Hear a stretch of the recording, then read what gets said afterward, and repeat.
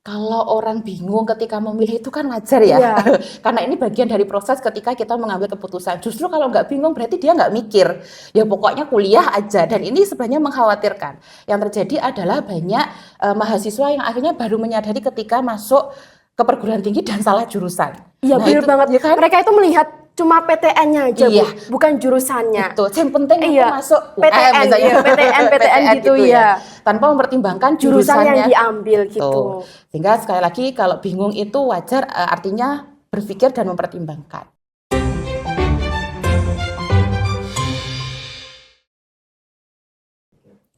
Hai semuanya, balik lagi di podcast Manida, kreatif, inovatif, dan kompetitif. Bersama aku, Salsabila Bunga, dan didampingi narasumber yang gak kalah kerennya nih. Kita kenalan dulu ya sepertinya Ibu. Iya. Dengan Ibu siapa kalau boleh tahu? Oke, terima kasih. Perkenalkan saya Bu Widya Multisari, bisa dipanggil Bu Widya. Oke, Bu Widya gitu ya Bu. Iya, boleh. Kita di sini akan ngopi ya, bahasanya ngopi, ngobrol pintar di UM gitu ya Ibu. Oke. Kita akan membahas seputar tentang BK di UM. Oke. Sebelumnya kita mau membahas tentang prodi BK UM itu seperti apa sih Bu? Oke, terima kasih Iya. Mbak. Salam kenal ya. Selamat datang di BK VIP UM. Pertanyaan tentang prodi BK. Iya, BK. Prodi BK. Nah, sebenarnya prodi BK ini prodi yang cukup dikatakan tertua, begitu ya, baik di UM maupun di BK secara nasional. Tuh. Sejarahnya kami itu berdiri sejak tahun 1964.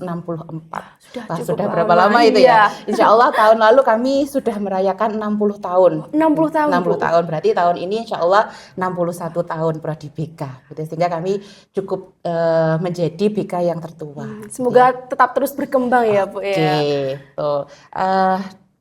BK VIP UM sekarang itu memiliki 3 prodi, S1, S2, S3. Namanya departemen. Kalau dulu jurusan. Kenapa diganti? Karena memang UM sejak PTHMBH itu mengikuti nomenklatur yang baru, sehingga penamaan jurusan itu jadi departemen. Menaungi S1 BK, S2 BK, dan S3 BK. Itu dirubahnya sejak kapan Bu? Sejak tahun 2023. Oh, baru berarti ya Bu? Baru. Baru banget. Iya. Terus apa sih Bu yang membuat prodi BK itu berbeda dari yang lainnya? Oke, Ciri khasnya. Ciri khasnya, Iya, ciri gitu ya. khasnya gitu. Kalau dibilang paling tua itu kan nggak enak, tua tok nggak gini gitu ya. Iya, nggak keren berarti. Nggak keren ya, kok tua banget gitu ya, enggak. Justru dengan status senior tadi ya, kami itu tentu punya tanggung jawab yang besar untuk terus mengembangkan diri, untuk terus mengembangkan prodi BK itu sendiri. Yang beda dari yang lain, selain kami sudah memiliki akreditasi nasional maupun internasional, tentu kami patut berbangga bahwa BKUM itu memiliki profesor yang cukup banyak. Jadi profesornya ada 7. Wow, Jadi kalau kuliah di sini itu insya Allah masih berkesempatan untuk diajar oleh para profesor. Kemudian jumlah dosennya cukup representatif, sejumlah 24 dosen yang mudah-mudahan dalam beberapa waktu ke depan, artinya sekitar 3 tahun lagi, seluruh dosen kami itu sudah bergelar doktor. Karena sekarang 7 dosen masih proses studi, ya. Nah, tentu kami memiliki visi unggul dan menjadi rujukan. Oh. Nah, gitu ya, karena sudah tua tadi unggul Iya. dan menjadi rujukan. Tapi itu tanggung jawabnya besar, Mbak, gitu ya. Artinya apa? Kalau mau unggul dan menjadi rujukan, maka program-program pembelajaran di BK itu harus bisa dirujuk oleh BK-BK yang lain. Ya. Yang paling berbeda adalah di BKUM itu, kalau Mbak nanti belajar di BKUM, mata kuliah konselingnya itu dipisah-pisah. Kalau zaman dulu itu ya hanya konseling gitu aja ya, jadi ada pengantar, ada kemudian ada konseling individu, konseling kelompok. Nah, ini dibagi per pendekatan. Gitu. Itu seperti apa Ibu? Nah, jadi pendekatan konseling itu kan ada pramodern, modern, dan postmodern. Nah, sekarang ada 5 pendekatan yang kami berikan. Itu secara spesifik teori praktek 4 SKS. Diambil selama 3 semester ya, insya Allah ya. Ada konseling psikodinamik, ada konseling kognitif, behavior, kemudian ada humanistik dan juga postmodern gitu ya. Jadi memang sangat spesifik Ini kalau bicara tentang kurikulum ya, tapi mungkin kalau siswa yang mau masuk ini masih bingung gitu ya. Iya. Tapi ya memang itu keunggulan kami di antara BK yang lain, karena BK-BK yang lain itu ya masih konseling secara umum. Kami sudah sangat spesifik karena tadi ya sudah lama kita melakukan perubahan. Gitu. Tentu yang menarik lainnya adalah program yang menuju pada reputasi global. Riset-riset Bapak Ibu dosen BK itu sudah banyak dipublikasi di publikasi internasional. Yang tentunya dari riset itu akan berdampak pada proses pembelajaran atau apa yang diberikan kepada mahasiswa gitu kan, mahasiswanya dari hasil riset-riset itu. Itu kami juga sering mendatangkan dosen asing karena sekarang kami memiliki ajang profesor. Jadi profesor luar negeri yang ini statusnya menjadi dosen BK. Gitu. Jadi kami punya ajang profesor dari Malaysia dan tahun ini kami berupaya untuk mencari ajang profesor lain. Gitu. Kuliah tamu juga sering, seminar juga sering. Gitu. Jadi mungkin itu yang membedakan BK UM dengan BK yang lainnya, Bu. Oke. Terus bisa Bang Bu dijelaskan prospek kerja BK itu seperti apa sih, Bu? Oke, tahunya kalau jurusan BK jadi apa, Mbak? Kayaknya kok kayak jadi guru gitu, Bu. Jadi guru BK ya? Iya. Ya, taunya jadi guru BK aja gitu ya. Biar teman-teman di sini tahu gitu loh, Ibu. Gitu ya. Jadi kalau kuliah di BK itu nggak cuma jadi guru BK. Gitu ya, karena memang kurikulum transdisipliner yang ada di UM ini memungkinkan alumni-alumni atau lulusan BK itu nggak cuma jadi guru BK. Jadi alumni-alumni kami itu ada tentu entrepreneur ya, banyak yang jadi entrepreneur, kemudian bekerja di BUMN gitu ya, BUMN di bank-bank BUMN dan juga ada yang menjadi TNI, pasca S1 itu juga ada. Kemudian jadi penyuluh dan sebagainya sehingga peluang pekerjaannya ini banyak sebenarnya selain guru BK, gitu Mbak. Jadi kan masih kayak kelas 12 tuh juga bingung ya, Bu. Kebanyakan kayak memikirkan jurusan yang mau diambil itu seperti apa. Dan ini Ibu ada nggak, Bu, kayak motivasi buat teman-teman di luar sana agar kayak memberikan gambaran kepada yang siswa-siswi yang mungkin masih bingung memilih prodi atau mau sekarang Apa Mbak? Gimana ya, Bu? Menjelaskan biar mereka itu bisa tertarik masuk ke BKUM. Oke, kalau orang bingung ketika memilih itu kan wajar ya, Iya. karena ini bagian dari proses ketika kita mengambil keputusan. Justru kalau nggak bingung berarti dia nggak mikir, ya pokoknya kuliah aja. Dan ini sebenarnya mengkhawatirkan. Yang terjadi adalah banyak mahasiswa yang akhirnya baru menyadari ketika masuk ke perguruan tinggi dan salah jurusan. Iya, Nah, benar itu, banget. ya kan? Mereka itu melihat cuma PTN-nya aja, Iya. Bu, bukan jurusannya. Itu yang penting aku masuk PTN, misalnya. iya, PTN gitu ya. Tanpa mempertimbangkan Jurusan yang jurusannya. diambil gitu. Sehingga sekali lagi kalau bingung itu wajar, artinya berpikir dan mempertimbangkan. Nah, supaya nggak bingung gimana caranya gitu. Ya gampang, cari tahu lah gitu ya. Karena kalau sekarang tantangannya bukan tentang informasi. Lain dulu lain sekarang. Kalau zaman saya mungkin informasi itu masih terbatas ya. Masih bacanya koran, kalau nggak gitu lihat di TV gitu. Kalau sekarang dari rumah sambil tiduran itu kan bisa rebahan gitu ya, bisa scroll gitu ya. Bahkan semua kampus-kampus itu baik PTN atau PTS itu kan sekarang berlomba-lomba untuk memberikan informasi sejelas mungkin di semua platform, sehingga nggak ada alasan kalau bingung ya tanya gitu atau cari tahu. Yang kedua tentu tanya kepada orang-orang sekitar, ada guru BK, ada guru kelas, ada kakak tingkat, kemudian keluarga dan tetangga sekitar. Sehingga kalau dalam teorinya Safikas gitu ya, orang supaya bisa beradaptasi ya orang itu harus punya rasa ingin tahu gitu ya. Ada rasa ingin tahu untuk mencari tahu tentang apa yang ingin mereka dapatkan sebelum mengambil keputusan gitu ya. Baru nanti dari keingintahuan yang sudah dipertimbangkan, didiskusikan gitu ya dengan guru BK dan sebagainya baru mengambil keputusan.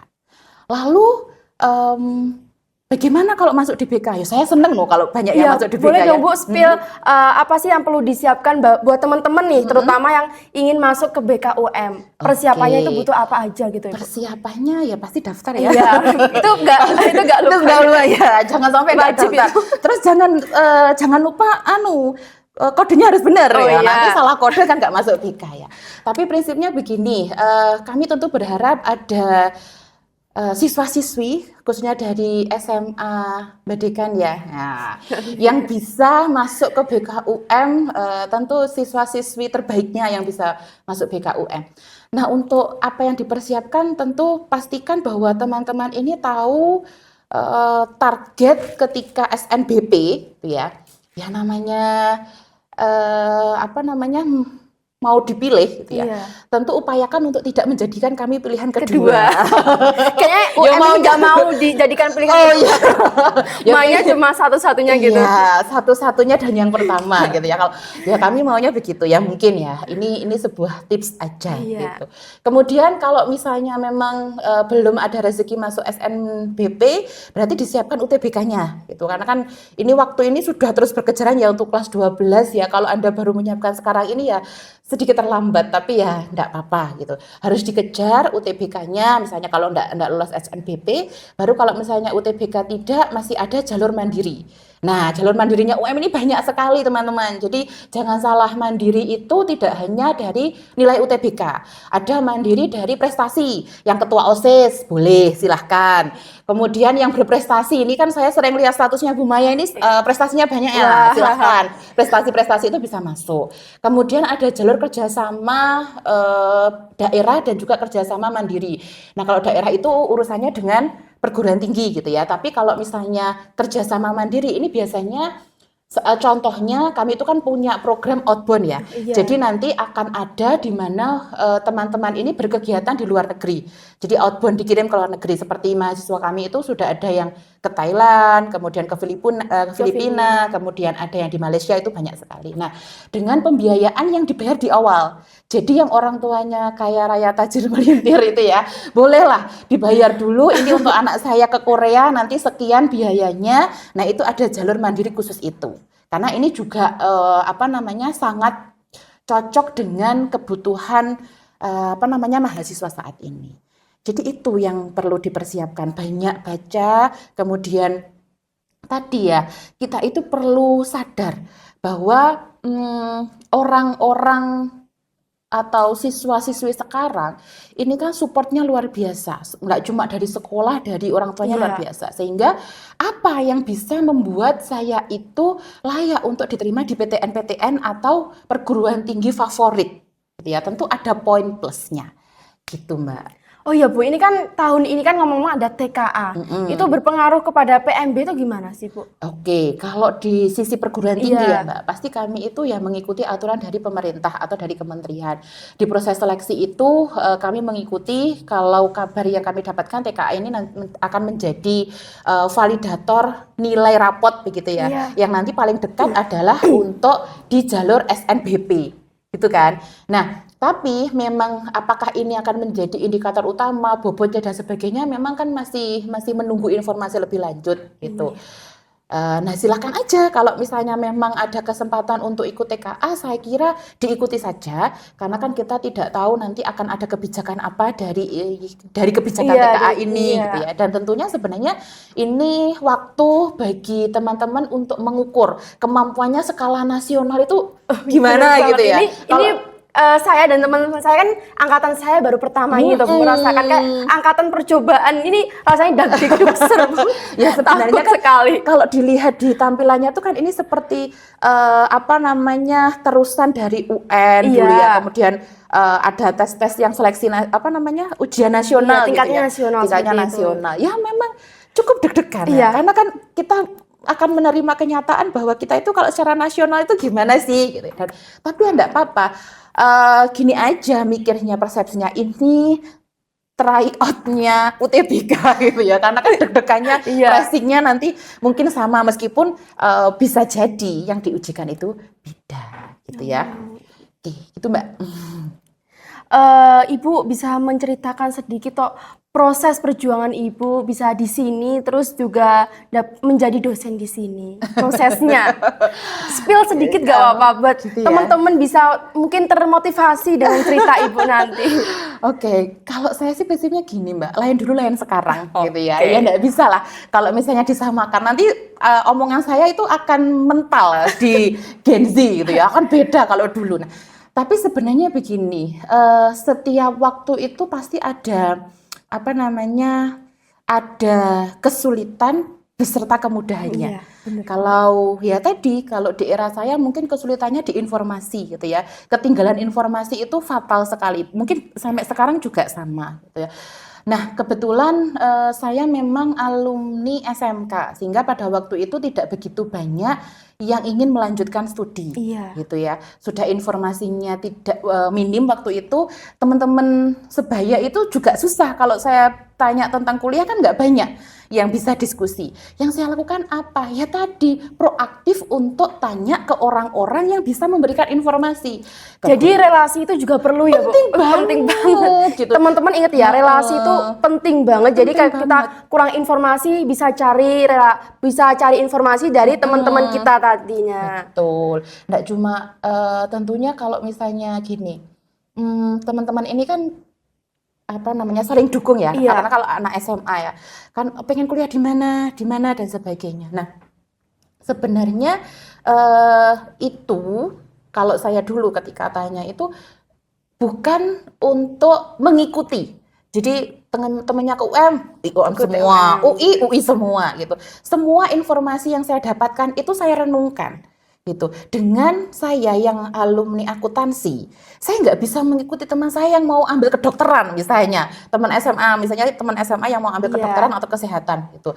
Nah, pada waktu itu saya pertimbangkan kalau saya alumni akuntansi, pasti pilihannya akuntansi. Tapi saya sadar bahwa mungkin nanti nggak masuk akuntansi sesuai yang saya inginkan. Lalu ambillah jurusan yang kalau misalnya kamu masuk di situ, kamu bisa menerima karena kamu tahu prospeknya. Kamu tahu kamu nanti akan jadi apa. Pada waktu itu akhirnya saya memutuskan ambil BK gitu ya. Memang dengan orientasi saya akan jadi guru BK gitu ya. Waktu berlanjut saya lulus kok ya ada beasiswa terbaru LPDP.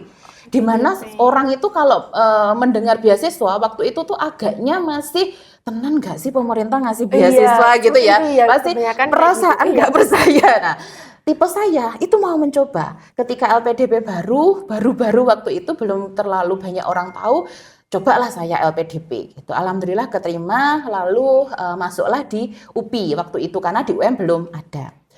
Lulus dari UPI, tetap saya pengen jadi guru BK gitu ya. Sudahlah karena memang pengennya jadi guru BK, tidak pengen waktu itu belum kepikiran jadi dosen gitu ya.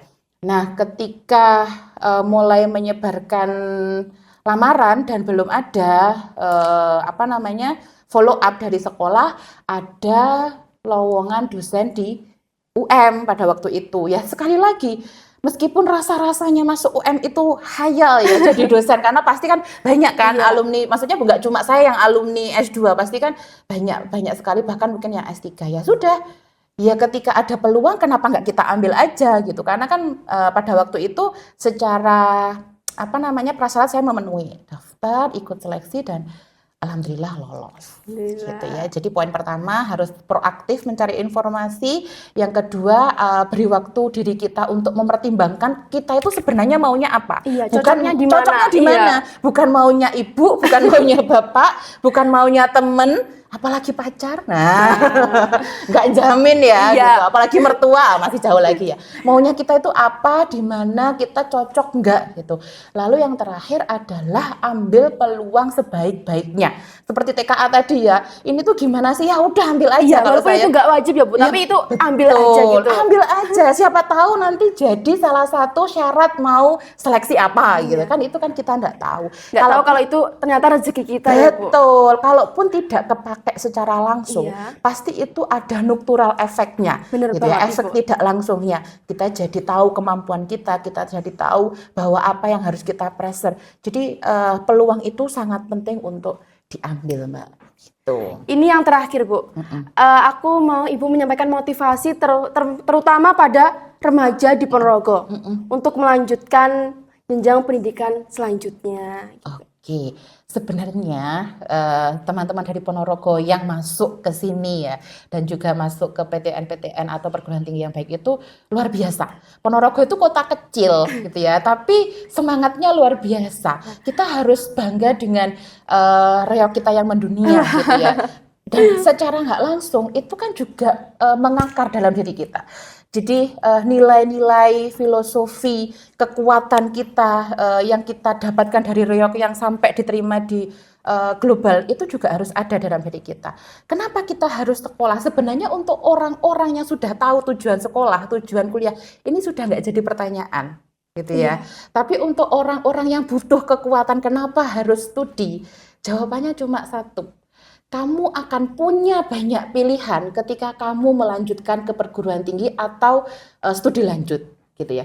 Sekarang misalnya kamu butuhnya uang dan uang itu secara material memang lebih menggiurkan karena pasti ya. Pasti, pengen punya rumah bagus, pengen punya sawah banyak gitu ya. Ukuran material itu memang menggiurkan. Tapi kamu harus tahu seberapa lama kondisi itu sustainability ya, berkelanjutan enggak, sampai di titik mana kamu akan bisa berusaha dan mempertahankan apa yang kamu inginkan. Tapi dengan pendidikan, kamu bisa mengukur seberapa lama saya akan bertahan di sebuah bidang atau pekerjaan dan apa target tertinggi yang bisa saya dapatkan di bidang ini. Ya, jadi itu pesan saya, mudah-mudahan semakin banyak lagi teman-teman dari Ponorogo yang diterima di kampus-kampus terbaik di Indonesia dan tentunya akan berada di antara orang-orang yang membawa kemajuan untuk Indonesia tentunya, gitu ya. Oke, terima kasih ya Ibu. Semoga remaja-remaja di luar sana yang menonton video kita ini bisa termotivasi gitu Ibu. Mungkin untuk podcast hari ini cukup ya Ibu. Terima kasih untuk kesempatannya diberikan kepada saya dan untuk teman-teman di luar sana tetap semangat, tetap berusaha untuk mencapai cita-citanya dan untuk menjadi orang yang sukses di masa depan. Dan see you, sampai jumpa di podcast Maninda selanjutnya.